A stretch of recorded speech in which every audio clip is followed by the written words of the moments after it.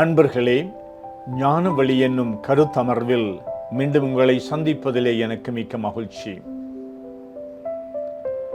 தவக்காலத்திலே கிறிஸ்தவர்கள் பலர் புனித இடங்களுக்கு, யாத்திரை தலங்களுக்கு யாத்திரை செய்து இந்த யாத்திரை தலங்களிலே அவர்கள் வேண்டுதல்கள் செய்து, தவம் இருந்து, உபவாசம் இருந்து மற்றும் ஆண்டவர் இயேசுவினுடைய திருச்சிலுவை பாதையிலே தியானத்திலே கலந்து கொண்டு இப்படி யாத்திரை செய்கின்றது தவக்காலத்திலே அனுசரிக்கப்படுகின்ற ஒரு விடயமாகும்.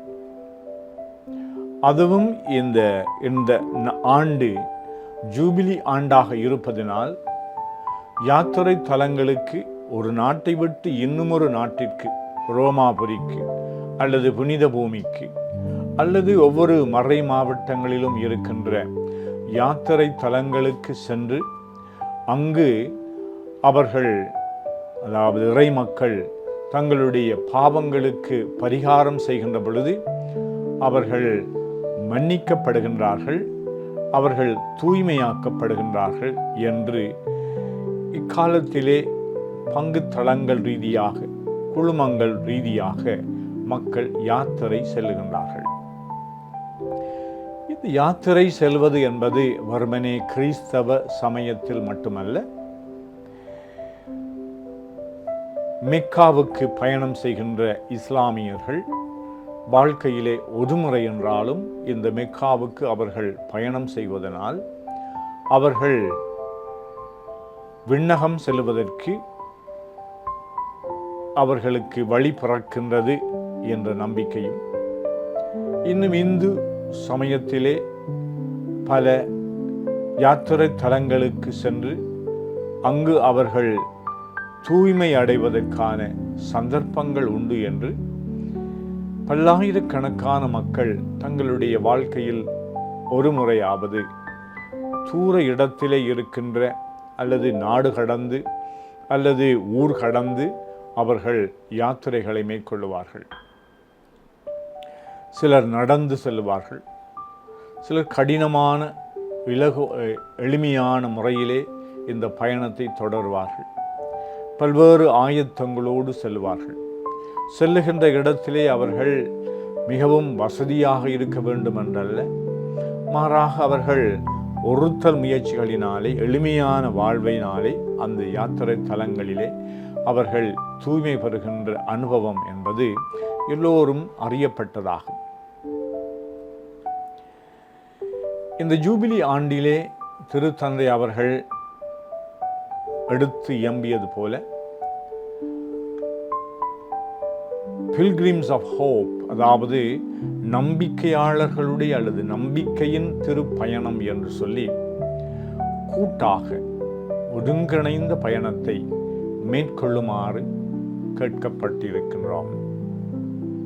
இது யாத்திரை தலங்களை சென்று அடைவதல்ல, வாழ்க்கை ஒரு பயணம்.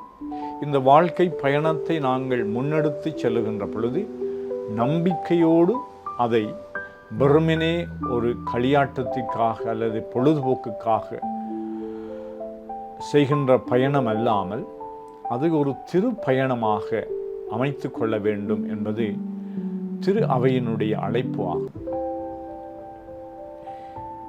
இந்த வாழ்க்கையினுடைய பயணத்திலே நாங்கள் பார்க்கின்றோம், எங்கள் பலர் பல்வேறு விதமான எதிர்மறையான அனுபவங்களை, இழப்புகளை, துன்பங்களை, வலிகளை அல்லது வாழ்க்கையின் பல்வேறு பிரச்சனைகளை எதிர்கொள்ளுகின்ற பொழுது தனித்தாகவும் அல்லது கூட்டாகவும், நாடு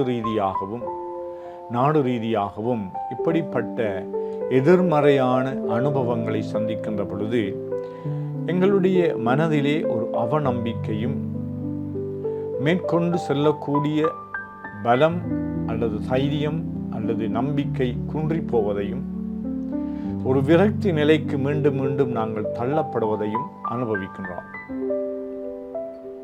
மியான்மர் அந்த நாட்டிலே ஏற்பட்ட நிலநடுக்கத்திலே பல ஆயிரக்கணக்கான மக்கள் இறந்தார்கள். காயப்பட்டிருக்கின்றார்கள். சொத்துக்கள் எல்லாம் அப்படியே அழியப்பட்டிருக்கின்றது, அழிவை சந்திக்கின்றது. அல்லது இந்த இஸ்ராயலிற்கும் பலஸ்தீனருக்கும் இடையிலே இடம்பெறுகின்ற அல்லது அந்த மத்திய கிழக்கு நாடுகளிலே ஏற்படுகின்ற யுத்தம் மற்றும் ரஷ்யாவுக்கும் உக்ரைனுக்கும் இடையிலே இடம்பெற்று கொண்டிருக்கின்ற நீண்ட போர் முழக்கங்கள், அழிவுகள், இவற்றின் மத்தியிலே இந்த முழு உலகத்தையும் சுற்றி பார்க்கின்ற பொழுது இடம்பெறுகின்ற நிகழ்வுகள் மனிதர்களுடைய நம்பிக்கையை உருக்குலைக்கின்றது. மனிதர்கள் நம்பிக்கை இழந்து அவர்கள் என்னாகுமோ அழிவை நோக்கி பயணித்துக் கொண்டிருக்கின்றோம் என்ற ஒரு அவநிலைக்கு தள்ளப்படுகின்றார்கள். எப்படி மனித வாழ்விலே இழந்து போன இந்த நம்பிக்கையை யாத்திரை தலங்களுக்கு அல்லது யாத்திரை செய்வதனூடாக பெற்றுக்கொள்ள முடியும் என்று சிந்திக்கின்ற பொழுது, ஆண்டவர் இயேசு அவர் ஜெருசலேமுக்கு தன்னுடைய பெற்றோர்களோடும் சீடர்களோடும் யாத்திரை சென்றார். ஆண்டுதோறும் ஏற்பட்ட பாஸ்கு விழாவை கொண்டாட வேண்டும் என்று சொல்லுகின்ற பொழுது, அந்த விழாவிலே அவர்கள் அனுபவித்த மகிழ்ச்சியான நம்பிக்கை நிறைந்த உணர்வுகள் என்னவென்றால், கடவுள் தங்களை வழிநடத்தினார், அடிமைத்தனத்திலே இருந்து விடுதலை நாட்டிற்கு வழிநடத்தி சென்றார்.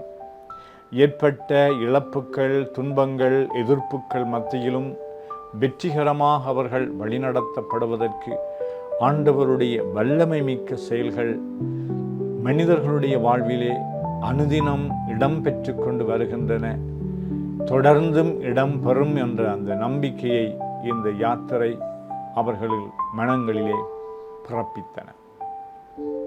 நாளை வாழ்வு என்பது இலக்கை நோக்கி முன்னோக்கி நகர்வதாகும். அது ஒரு வளர்ச்சி பாதையிலே ஆக்கப்பூர்வமான செயற்பாடுகள் ஊடாக, மனமாற்றங்கள் ஊடாக வளர்ச்சியை நோக்கி, விடுதலையை நோக்கி, முன்னேற்றத்தை நோக்கி வளருவதற்கு நாங்கள் செய்கின்ற இந்த யாத்திரைகள் ஒரு அடையாளபூர்வமாகவும் ஆன்மீக ரீதியாக எங்களுடைய வாழ்க்கை பயணத்திலே எங்களுடைய வளர்ச்சிக்கு தடையாக என்ன இருக்கின்றன, எங்களுடைய நம்பிக்கையை கெடுத்த விடயங்கள் என்ன, அனுபவங்கள் என்ன, இழப்புக்கள் என்ன, நாங்கள் கட்டிக்கொண்ட பாவங்கள் என்ன, எங்களுடைய உறவுகளிலே நாங்கள் உறவை முறித்து கொண்ட நிலைகள் என்ன, ஏன் எப்படி அவற்றிலே இருந்து நாங்கள் எப்படி விடுதலை பெறலாம் என்று ஆண்டவருடைய இரக்கத்தின் மழையிலே நாங்கள் நினைப்பதனூடாக, ஆண்டவருடைய வல்லமை நிறைந்த செயல்களை நினைவு கூறுவதன் ஊடாக, மேலும் இறைவனுடைய பிரசன்னம் எங்களிலே தங்கி இருக்கின்றது, எங்களோடு கூடவே ஆண்டவர் உடன் இருக்கின்றார் என்ற அத்தகைய ஆன்மீக அனுபவங்களை நாங்கள் பெறுவதனூடாக இந்த தவக்காலத்திலே எடுக்கின்ற முயற்சிகள் எல்லாம் எங்களுக்கு விடியலை பிறப்பிக்க வேண்டும். குறிப்பாக இந்த தவக்காலத்திலே நாங்கள் செய்கின்ற திருச்சிலுவை பாதை தியானம் என்பது எங்களுடைய வாழ்க்கையோடு ஒட்டி நாங்கள் கிறிஸ்துவினுடைய இந்த கல்வாரி பயணத்தை நோக்கிய பயணம். அது பல்வேறு துன்பங்களை உடல் ரீதியாகவும் உணர்வு ரீதியாகவும் உள ரீதியாகவும் அவருடைய அந்த வாழ்க்கையிலே அவர் சந்தித்த நிகழ்வுகளை நாங்கள் கட்டம் கட்டமாக சிந்திக்கின்ற பொழுது, தியானிக்கின்ற பொழுது, எங்களுடைய வாழ்விலும் நாங்கள் அத்தகைய எதிர்ப்புகள், தடைகள், இழப்புக்கள் மத்தியிலும் தொடர்ந்தும் எங்களுடைய பயணத்தை முன்னெடுப்பதற்கு எங்களுக்கு ஆன்மீக பலத்தை தருகின்றது. வாழ்வு என்பது ஒரு ஒருங்கிணைந்த பயணமாகும். எங்களுடைய வாழ்விலே நாங்கள் ஆன்மீக ரீதியாக பலப்படுத்துகின்ற பொழுது, இறைவனுடைய நம்பிக்கையை நாங்கள் பலப்படுத்துகின்ற பொழுது, ஆண்டவர் இயேசுவினுடைய இந்த பயண பாதையிலே அவர் எப்படி அவர் தொடர்ந்தும் வழிநடந்தார், வீழ்ந்தார், எழுந்தார், பல்வேறு துன்பங்களை அவர் சந்தித்தார். இருப்பினும் அவருடைய தன்னுடைய தந்தையினுடைய சித்தத்தை நிறைவேற்ற வேண்டும் என்று துன்பங்களுக்கு அவர் முகம் கொடுத்தார், எதிர்கொண்டார். பல்வேறு சவால்களை சந்தித்திருந்தும் தொடர்ந்தும் கல்வாரியிலே அவர் தன்னுடைய வாழ்வை பலி செய்வதற்காக சென்றார். அந்த பலியை அவர் நிறைவேற்றினார். தம்முடைய தந்தையினுடைய கரங்களிலே ஒப்படைத்தார். தந்தை அவருக்கு வாழ்வை கொடுத்தார், உயிர்ப்பை கொடுத்தார், அவரை தூக்கிவிட்டார். அவரை ஒரு வாழ்வினுடைய முன்மாதிரியாக எங்களுக்கு தந்திருக்கின்றார். எனவே இந்த திரு யாத்திரைகள் வெறுமனே ஒரு களியாட்டு நிகழ்வுகளாக, ஏதோ ஒரு மாற்றத்திற்காக நாங்கள் வீட்டுக்குள்ளே முடங்கி இருக்கின்றோமாகையினாலே நாங்கள் செல்லுவோம், அல்லது எங்களுடைய வாழ்க்கையிலே நாங்கள் தனித்து இருக்கின்றோம் ஒரு சமூக குடும்ப உறவை நாங்கள் வளர்த்து கொள்வதற்கு, அல்லது ஏதோ ஒரு தூரத்திற்கு நாங்கள் செல்வதனாலே எங்களுடைய வாழ்க்கையில் ஏதோ ஒரு இன்பம், மகிழ்ச்சி, ஆறுதல் கிடைக்கும் என்பது மட்டுமல்ல.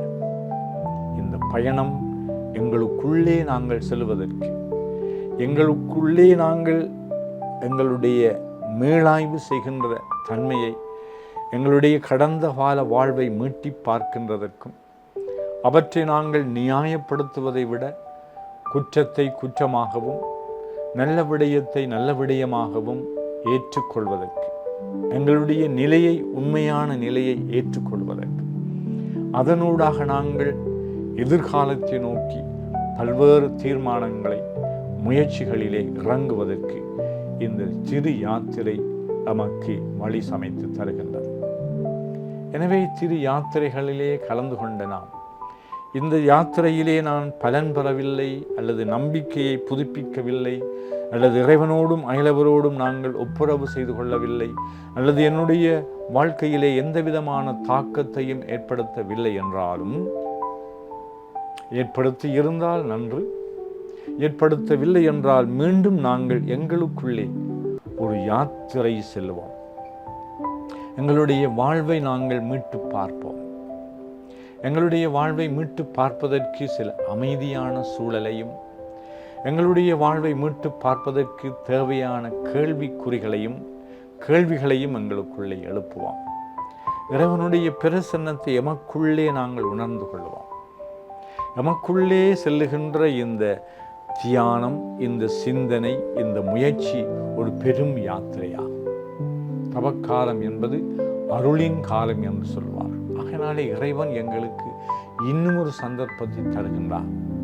இந்த ஆண்டவர் இயேசுவினுடைய பாடுகள், மரணம், உயிர்ப்பு ஆகிய மறை பொருளை கொண்டாடுகின்ற இந்த பெருவிழாவை எதிர்நோக்கி இருக்கின்ற நாம், எங்களுக்குள்ளே ஒரு தனிமையை அல்லது ஒரு தனி இடத்தை, தனிமையான ஒரு சூழலை ஏற்படுத்தி மௌனத்திலே, செபத்திலே அல்லது இறைவனுடைய சன்னிதானத்திலே, எனது எங்களுடைய வீட்டுக்குள்ளே கூட நாங்கள் உட்கார்ந்து அமைதியாக எங்களை மீளாய்வு செய்வோம். அதுதான் நாங்கள் எடுக்கக்கூடிய பெரும் யாத்திரையாகும், கடுமையான யாத்திரையாகும், நற்பயனை ஏற்படுத்தக்கூடிய யாத்திரையாகும். இறைவனுடைய பிரசன்னத்திலே நாங்கள் எங்களை உற்று பார்ப்போம். இறைவனுடைய பிரசன்னத்திலே, அந்த கண்ணாடியிலே நாங்கள் பார்ப்போம். எங்கெங்கு எங்களுடைய வாழ்க்கையில் இருள் சூழ்ந்திருக்கின்றது, காயப்பட்டிருக்கின்றது, எங்களுடைய வாழ்க்கையிலே நாங்கள் எங்களுடைய இயலாமைகளை உணர்ந்து இருக்கின்றோம். எங்களுடைய வாழ்க்கையிலே நாங்கள் எத்தனை தீமைகளை அல்லது விரும்பியோ அல்லது விரும்பாமலோ நாங்கள் சில விடயங்களை செய்திருக்கின்றோம். அவற்றையெல்லாம் சரியில்லை, நல்லதல்ல என்று கண்டுகொள்ளுகின்ற நாம் எப்படி நாங்கள் அவற்றிலே இருந்து திரும்பி வருவதற்கான வழி பிறக்க முடியும் என்று சிந்திப்போம். ஊதாரி மகன் என்ற சொல்லப்படுகின்ற அவன் தன்னுடைய சிந்தனை தெளிந்தவனாக தான் யார் என்று புரிந்து கொள்கின்றான். எந்த நிலையிலே நான் இப்படி இருக்கின்றேன் என்று உணர்ந்து கொள்ளுகின்ற அவன் தன்னுடைய தந்தையினுடைய அன்பை, இரக்கத்தை, அவருடைய தாராள சிந்தையை, அவருடைய நன்மைத்தனத்தை பார்க்கின்றான். தூர தேசத்திற்கு சென்றவன் மீண்டும் அவன் திரும்பி வருகின்றான் என்பது அது புனிதமான ஒரு யாத்திரையாகும். ஒரு இடத்தை அல்ல, ஒரு ஆளை நோக்கி பயணிக்கின்றான், கடவுளை நோக்கி பயணிக்கின்றான். திரும்பி வருதல் என்பதுதான் யாத்திரையாகும். யாத்திரை என்பது நாங்கள் முன்னோக்கி செல்வதல்ல, நாங்கள் கடவுளிடம் திரும்பி வருதல். அதுதான் எங்களுடைய விடியலை நோக்கிய பயணமாகும். இந்த பயணத்திலே நாங்கள் ஒவ்வொருவரும் இந்த காலத்திலே நாளை என்று சொல்லி பின்போடாமல் இன்று என்று சொல்லி தற்போதைய காலத்திலே தற்காலத்திலே என்று சொல்லி எங்களுடைய வாழ்க்கையை நாங்கள் மீளாய்வு செய்து தொடர்ந்தும் இறைவனோடும் அயலவரோடும் ஒப்புரவுவதற்கான திருப்பயணத்தை மேற்கொள்ள உங்களுடைய வாழ்க்கை முழுவதுமே ஒரு இணைந்த கூட்டு ஒருங்கிய இயக்க பயணமாக அமைந்து கொள்வதற்கு அது ஒரு விடியலை நோக்கி, தூய்மையை நோக்கி, வளர்ச்சியை நோக்கி, மகிழ்ச்சியை நோக்கி, நிலை வாழ்வை நோக்கி ஒரு பயணமாக அமைவதற்கு இறைவன் உங்கள் அனைவருக்கும் அருள் கூற வேண்டும் என்று மன்றாடி நிற்கின்றேன். நன்றி.